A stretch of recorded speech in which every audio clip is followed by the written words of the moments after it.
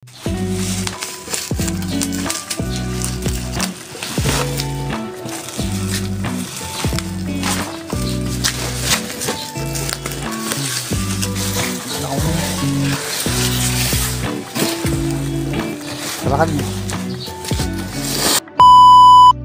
guys, ito yung laman ng ating parcel na in-unbox. Ito yung kanyang adjustan kung gaano kainit ang i-adjust natin. Ito natin i-adjust kung gaano kainit. At tapos dito sa kabila, ito yung kanyang handle. Yan, ikot lang natin hanggang maipasok. Ito yung kanyang handle para i-press natin, at ito yung kanyang mekanismo, no? Pag pinress mo sa taas, ayan, ito tinilagayan ng cap.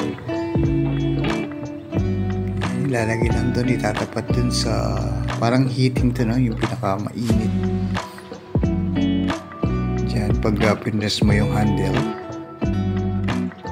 hold lang ng mga ilan minuto. Wala kasi tayong wala pa tayong sealer film para sana ma-demo. Hindi pala kasama sa ini-order natin, no? Separate siyang bibilhin, yung sealed film o yung cup na ilalagay. Ayan, meron siyang guide para ma-adjust. Tapos ito yung mga lagayan nung guys. Ito dito sa maliit, tapos ito maluwang. Bubuksan mo dito sa may butas na to, itong maluwang na to. Titira mo itong maliit. Tapos mag-iiwan ka ng isang washer, tsaka spring, and then isang washer. Tapos push mo to, ilagay mo to, and then ito ilalagay mo to.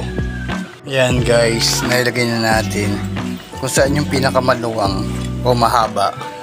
Tapos lalagyan natin ng washer, yung washer, tapos yung lock. Yan guys, papasok yung lock.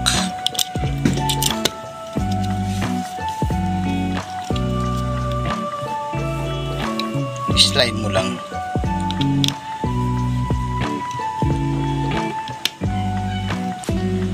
Sapat sa butas. Yun. Ayan guys, nakalock na siya. As you can see. Tapos ito sa likuran nata, ito sa likuran. Dito siya. Hindi, dyan yung harapan. Ayan. Tapos meron pa, ito yung lalagyan naman ng holder ng plastic sealer. Kaso wala pa tayong nabili, kaya lalagay pa rin natin. At ito guys, na-assemble na natin. At dito natin ilalagay yung plastic seal film, kaso wala pa tayong nabili. At dito naman ilalagay yung plastic cup, at dito tayo mag-a-adjust kung gaano kainit yung ating isa-set.